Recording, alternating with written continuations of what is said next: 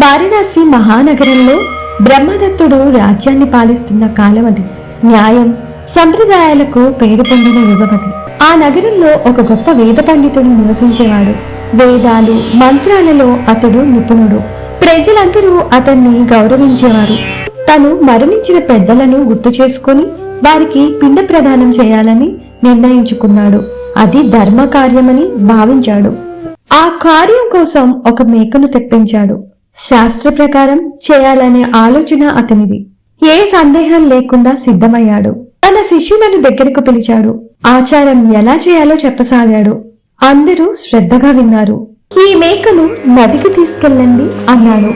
పవిత్రమైన కార్యానికి సిద్ధం చేయాలని చెప్పాడు.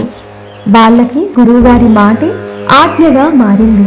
ముందుగా స్నానం చేయించండి అన్నాడు. శుభ్రంగా శుద్ధి చేయాలని ఆదేశించాడు. ఆచారంలో ఇది చాలా ముఖ్యమని చెప్పాడు. మెడలో పూలదండ వేయండి అన్నాడు. మేకను అలంకరించాలని సూచించాడు. దైవ కార్యానికి సిద్ధం చేయమన్నాడు. తినడానికి ధాన్యం పెట్టండి అన్నాడు. ఆహారం పెట్టి మేకను తృప్తిపరచమన్నాడు. దయతో చేయాలని చెప్పాడు. పంచాంగులి చిహ్నాలు పెట్టి తీసుకురండి అన్నాడు. శాస్త్ర ప్రకారం గుర్తులు వేయమన్నాడు. అన్ని క్రమంగా చేయాలని చెప్పాడు. శిష్యులు గురువుగారి మాటలకు అంగీకరించారు. ఎలాంటి సందేహం చూపలేదు. ఆజ్ఞను అమలు చేయటానికి బయలుదేరారు.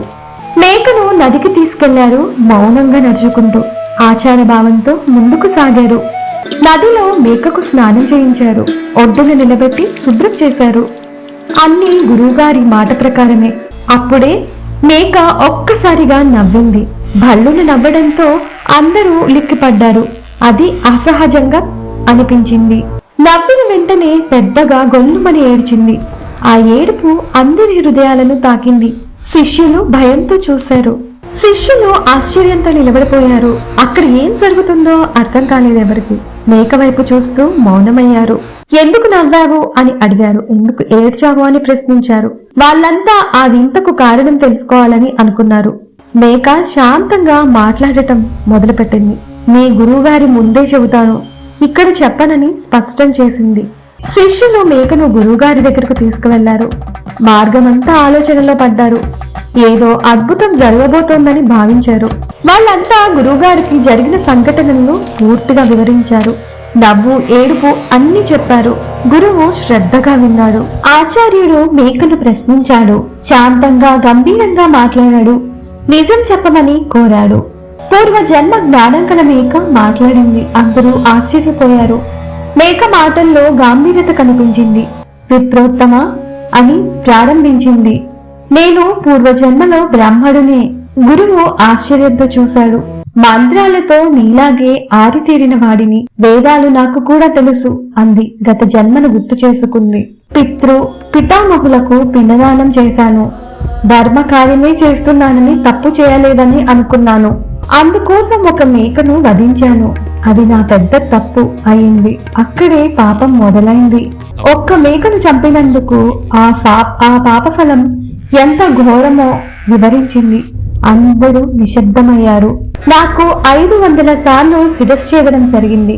అనేక జన్మల నుంచి శిక్షను అనుభవిస్తున్నాను అని చెప్పింది.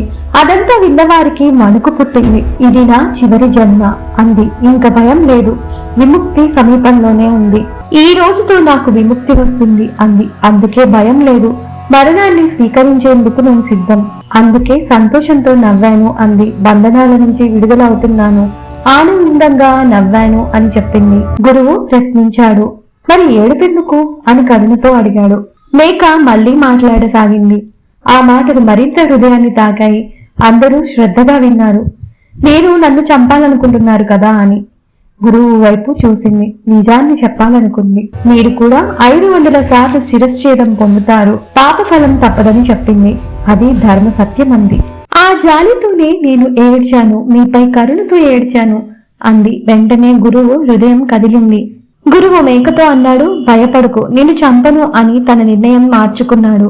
నీ మాటలు నా మనసును మార్చేశాయి అన్నాడు. అహింసే ధర్మమని గ్రహించాను అన్నాడు. శిష్యులు కూడా మారిపోయారు. మేక ప్రశాంతంగా చెప్పింది, నా మరణం తప్పదు. పాపఫలం నుంచి తప్పించుకోలేను అన్నది. నా పాపఫలం మహాశక్తివంతమైనది. అది మారదు అంది. దాన్ని కాలం నిర్ణయించేసింది అంది. గురువు శిష్యులు మేకను కాపాడాలనుకున్నారు. ఎక్కడికి ఒంటరిగా వదలలేదు ఆ మేకని. ఎప్పుడూ మేక వెంటనే నడిచారు. ఒకరోజు కొండ చివర మేక మేత మేయటానికి వెళ్ళింది. అది మేడ చాచి ఆకులు తినసాగింది. అదే క్షణంలో ఎక్కడో పిడుగుపడింది. అది రాయి విరిగి వేగంగా ఎగిరింది. ఎవ్వరూ ఆపలేకపోయారు. ఆ రాయి మేక మెడపై పడి క్షణంలో మేక మరణించింది. విధి నెరవేరింది. వృక్షదేవత అయిన బోధిసత్వుడు ధర్మం బోధించాడు. ఇతర ప్రాణిని చంపితే దుఃఖం తప్పదు అన్నాడు. అహింసే మహాధర్మమని చాటాడు. Hi everyone, welcome to original morals. I'm Nandini, video editor. Welcome to Jataka కథలు సిరీస్. జాతక కథలు అంటే బుద్ధుని పూర్వజన్మల కథలు, మన జీవితానికి దారి చూపే విలువలు మరియు నీతులు చెప్పే stories. Hello all, original morals channel కి అందరికీ స్వాగతం. నా పేరు వసంత. ఈ కథకి వాయిస్ ఓవర్ ఇచ్చింది నేనే. ఈ కథ మీ అందరికీ నచ్చుతుందని అనుకుంటున్నాను. అలాగే మా ఛానల్ ని తప్పకుండా సబ్స్క్రైబ్ చేయండి.